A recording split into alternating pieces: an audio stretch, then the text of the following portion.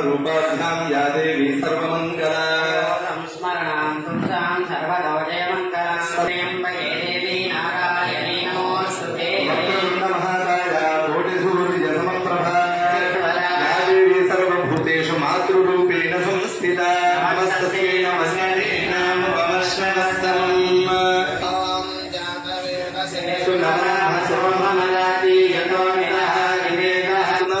ఇంట్లో ఎటువంటి సహాయం మనకు సేవా సంస్థకు మన చేతనైన సహాయాన్ని అందజేస్తూ అందరికీ కూడా మనకు ఉన్న దాంట్లోనే దాన ధర్మాదులు అందరూ కూడా చేసుకుందామని మనస్ఫూర్తిగా అందరి దగ్గర తెలియజేస్తున్నా. ముందుగా దీన్ని ఇచ్చేటువంటి దాతలకి ముఖ్యంగా నేను చెప్పదలిచింది ఏంటంటే, మనం మరణించిన అనంతరం వైభీరిణి నది అని ఒక నది దాటాల్సి ఉంటుందంట. ఆ నదిలో మనం చేసిన పాపకర్మలను బట్టి నిప్పుల వర్షాలని అలాగే నిప్పులు కొలిమిలాగా మారే నదిని ఇవన్నీ కూడా మనం దాటాల్సి వస్తుందట. ఎప్పుడైతే మనం గొడుగు చెప్పులు ఇటువంటివంతా కూడా మనం ఇతరులకు దానం చేస్తామో ఈ చైతన్యం వల్ల ఏమవుతుందంటే మన పూర్వీకులు కూడా నరకంలో ఉండే వాళ్ళందరూ కూడా స్వర్గ ప్రాప్తికి చెందుతారని తెలియజేస్తున్నాను. ఇలాగ ఈ దానం చేసిన ఆయనకి మనస్ఫూర్తిగా నా నమస్కారాలు అందజేస్తూ ఇంతతో ఈ సభకు నేను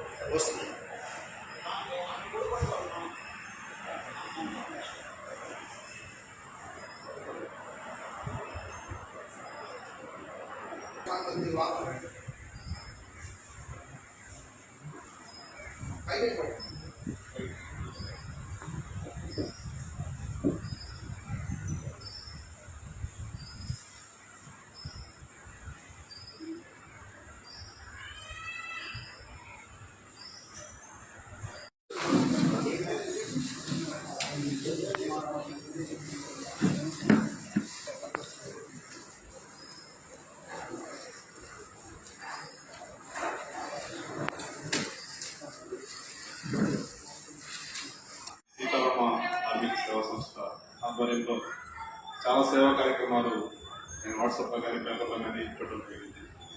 ఇటువంటి ఎన్నో మంచి కార్యక్రమాలు చేస్తున్నటువంటి ముందు నడిపిస్తున్నటువంటి టీవీ అనంతాచార్య అలాగే మిగతా సభ్యులందరికీ కూడా ఆ సంస్థకి మిగతా సభ్యులందరికీ కూడా నా హృదయపూర్వక ధన్యవాదాలు తెలియజేస్తున్నాను. చాలా మంచి కార్యక్రమాలు చేస్తున్నాను. ముఖ్యంగా ఈరోజు అర్చక పురోహితులకి సంబంధించినటువంటి కార్యక్రమం అంటే సో మీరందరూ కూడా ఎంత పుణ్యం చేస్తూ ఉంటే ఈరోజు అర్చక పురోహితులు ఉన్నారు. సాక్షాత్ భగవంతుని సేవ చేసుకున్న అదృష్టం మీ అందరికీ ఉంది. సో మీలాంటి పెద్దలు మధ్య ఈ కార్యక్రమంలో పాల్గొనడం నేను అదృష్టంగా భావిస్తా ఉన్నాను. ఎందుకంటే మనం స్కూల్లో ప్రేయర్లో చేసేటప్పుడు మన దేశ వారసత్వ సంపదను కాపాడుకుంటామని ప్రతి ఒక్కరు కూడా ప్రయత్నం చేస్తాం. కానీ మనం కాపాడుకుంటున్నాం అనే దానికోసం చేసుకుంటే యాక్చువల్గా హిందుత్వం నిలబడి ఉంది కొద్దిగా అంటే ఒక రకంగా చూసుకుంటే ఇలాంటి పురోహితుల వల్ల ఆ దైవ కార్యక్రమాలు చేయడం వల్ల సో హిందుత్వం అనేది కొద్దిగా ఇప్పుడున్న రోజుల్లో.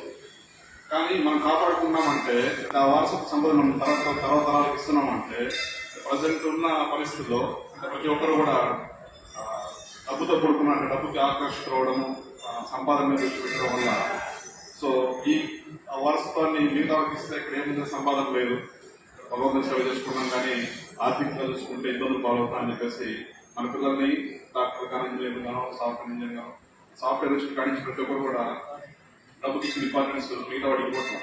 ఈవెన్ నేను నా సంస్థల్లో కూడా నేను బాధపడేందంటే ఒక టీచర్ ఉండట్లేదు అనమాట. ఒక సంపద యాక్చువల్గా గురువు అనేది వారసత్వ సంపద. అక్కడ గురువే లేకపోతే సృష్టి లేదు. కానీ ఏ టీచర్ కూడా గవర్నమెంట్ టీచర్ కూడా వాడు కొడుకుని గవర్నమెంట్ టీచర్ కావాలి కానీ టీచర్ ఉద్యోగం కావాలని కోరుకోవట్లా. ఎందుకంటే ఇక్కడ వచ్చే సంపాదన తక్కువ ఉంది. అదే సాఫ్ట్వేర్కి వెళ్తే లక్షల కోట్లు సంపాదించాం కానీ డబ్బుకి ఇంపార్టెన్స్ ఇస్తున్నాం. కానీ మనం ఏం కోల్పోతున్నామో తెలియట్లా. భవిష్యత్తులో గురువు అనేవాడు లేకపోతే అసలు సృష్టి ఉంటుందా ఉంటుందా కోసం మనం ఆలోచిస్తే ఎట్లా ఉంటుందని మనం ఊహ కూడా ఉంది. అదేవిధంగా అత్యంత పురోహితులు అనేవాడు లేకపోతే హిందుత్వం కూడా ఉండకపోవచ్చు. మిగతా మతాలు వాళ్ళ మతాన్ని వృద్ధి చేసుకోవడానికి ఎన్ని కార్యక్రమాలు చేస్తున్నారు, ఎటువంటి కార్యక్రమాలు చేస్తున్నారు, మత మార్పిడి కోసం ఎంత ప్రయత్నం చేస్తున్నారు. కానీ హిందుత్వం వచ్చేసరికి హిందువులు బ్రాహ్మణులనే ముద్ర వేయడము, మిగతా వాళ్ళు హిందువులు కాదన్నట్టుగాను అటాక్ చేసి హిందుత్వాన్ని చులకన చేసి ఉండే కొద్ది జనాభా పరంగా తీసుకున్నా కూడా హిందువులు తగ్గిపోతూ ఉన్నారు. భవిష్యత్తులో ఈ రోజు నేను పేపర్లు చూస్తున్నాను. ఏదో ఒక ఏరియాలో ఉత్తరప్రదేశ్ ఏరియాలో దాదాపు హిందువులు ఉన్నారు కదంటే 15%, 10% హిందూ మొత్తం 85% ముస్లిం పాపులేషన్ హిందూ తగ్గిపోతా ఉన్నారు. అంటే మనం వారసత్వ సంపద కాపాడుకోలేకపోతున్నాం. సార్ ఆ ఉన్న కొద్ది మందులైనా సరే మీరు ఆ రంగంలో ఉండి హిందుత్వాన్ని కాపాడుతుంటూ దైవ సేవ చేస్తూ ఇలాంటి గొప్ప వాళ్ళ మధ్య ఉండమని నేను అదృష్టం ముందుగా. అలాగే ఈ కార్యక్రమాలకు వచ్చినట్లయితే సేవా కార్యక్రమాలు చాలా కార్యక్రమాలు చూస్తాను. సేవా సంస్థ చాలా కార్యక్రమాలు చూస్తాను. నేను కూడా అంటే స్వామివారు అంతకుముందు అన్న కూడా ఒకసారి అడిగారు హాస్పిటల్లో మా అర్చకులకి అందరు గవర్నమెంట్స్ కూడా అడగలేదు. సో అర్చకుల్లో పూర్గా ఉన్న వాళ్ళకి హాస్పిటల్ ఏదైనా రాయి చేస్తే నేను చెప్పాను ఖచ్చితంగా చేస్తాను ఇబ్బంది లేదనేసి. తర్వాత ఆయన పనులు వచ్చి లేదు లేదు. సో మీకు ఏదైనా అవసరమైనా కానీ హాస్పిటల్ పరంగా కావచ్చు, అలాగే స్కూల్ కాలేజ్ డిగ్రీ కాలేజ్ కానీ మీకు ఫీజులు ఏదైనా ఇబ్బంది ఉన్నా కానీ నాకు వీలైన వరకు నేను రాయి చేయడానికి సిద్ధమని చెప్పేసి మీకు సందర్భం కూడా మాటిస్తాను. మరొకసారి ఈ కార్యక్రమాన్ని ఇచ్చినందుకు సంతోషం వ్యక్తపరుస్తుంది. సేవా కార్యక్రమాలు ఎన్నో చేస్తుంటారు, ఎన్నో సంస్థలు ఉన్నాయి. కానీ మన ప్రాంతంలో ఈ సీతారామ ధార్మిక సేవా సంస్థ ఎన్నో బృహత్తరమైనటువంటి కార్యక్రమాలు మన గౌరవనీయులు దివ్య అమ్మతాచార్యుల వారి ఆధ్వర్యంలో ఎంతో గొప్పగా జరుగుతూ ఉన్నాయి, చూస్తూ ఉంటాం. ఎందుకంటే ఉద్యోగరీత్యా బ్రాహ్మణోత్తములందరూ కూడా పట్టణాలకు వెళ్తున్నారు. ఏదో కొద్దిమంది మాత్రమే పౌరోహిత్యం చేసుకుంటూ ఇక్కడ గడుపుతూ ఉన్నారు.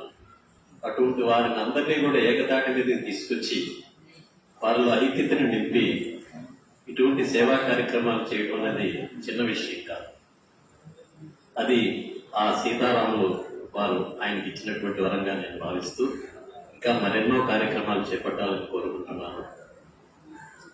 ఎప్పుడైనా ఒక సేవా కార్యక్రమం చేయాలి అనుకుంటే చేసేవాళ్ళు ఎవరైనా కావచ్చు, అర్హత కలిగిన వాళ్ళకి ఇస్తేనే దాని యొక్క ఫలితం అందుతుందనే దానికి ఏరి కోరి ఇటువంటి మహనీయులను తీసుకొచ్చి ఈరోజు దుబాయ్ గారి నలుగుడి యొక్క పుట్టినరోజు సందర్భంగా ఇవ్వడం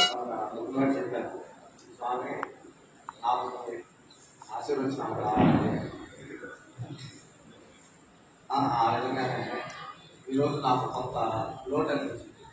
మోటార్ల దేవస్థానం చైర్మన్ నలుగురెడ్డి జగన్మోహన్ రెడ్డి గారికి ఫోన్ చేసి సార్ ఈ విధంగా మా మనవలు పుట్టినరోజు సందర్భంగా నేర్చుకున్నట్టు మా వంతు సహాయం చేస్తున్నాము.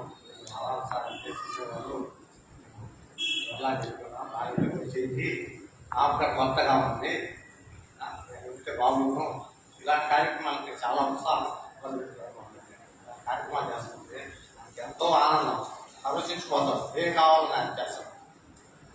అది ఆ నోటు ఒక రవ్వ నా పేర అనిపించింది. కానీ ఆయన ఆశీర్వచనాలు మనకి ఎప్పుడు ఉంటాయి, ఇబ్బంది లేదు. కాబట్టి నేను స్వామి గారికి అనంతాచార్య గారికి అంతకుముందు చెప్పాను, స్వామి ప్రతి సంవత్సరం వేద పండితులకు నా సహాయ సహకారం ప్రతి సంవత్సరం 10,000 రూపాయలు నేను అందిస్తాను. ఇది ఆ కార్యక్రమాలు ఈ అవకాశం అలా ఇంకొకసారి చేశాను, ఇప్పుడు వచ్చింది. ఈసారి నుంచి ప్రతి సంవత్సరం 10,000 రూపాయలు నేను శ్రీ పట్టాభిరామ సేవా సంఘానికి నేను కార్యక్రమం పేద ఇవ్వాలని నా మనస్ఫూర్తిగా నేను అనుకుంటాను. ఈరోజు అవకాశం వచ్చింది, మాటిస్తున్నాను కూడా. కాబట్టి ఇప్పుడు కార్యక్రమాలు దేవస్థానంలో జరగడం కూడా చాలా బాగుంటుంది. 10 మంది కూడా గౌరవిస్తారు, నేర్చుకుంటారు. ఇలా ఉంటాయి, ఇలా కార్యక్రమాలు చేస్తే ఉంటుంది. కాబట్టి స్వామివారికి ఒకసారి అవకాశం